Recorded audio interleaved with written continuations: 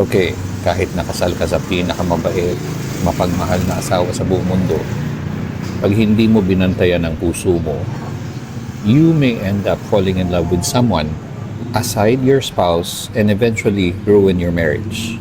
Wala naman pong kinasal o nagpamilya na gusto magdoko at sirain ang pamilya niya. But lots of married men and women are into affairs these days. Kasi nakatulog sila, dapat gising na gising sila sa katotohanan. Now, paano maiiwasan ito? I can suggest a few. Do not be too friendly with the opposite sex. Huwag mong i-share ang problema mo with an opposite sex friend. Kasi problems bond people. Huwag po laging makipag-contact in any way sa isang opposite sex friend that you admire. Huwag mong sabihin sa kanya na romantiko ka. Dapat na nakakaalam lang niyan yung asawa mo. Avoid discussions with the opposite sex. Pag pagod ka, malungkot ka, depressed, or may sakit ka, ang dapat nakausap mo yung asawa mo.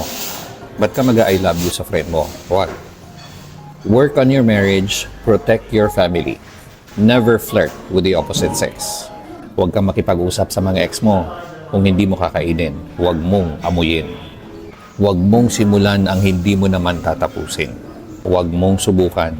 Masisira ang marriage mo.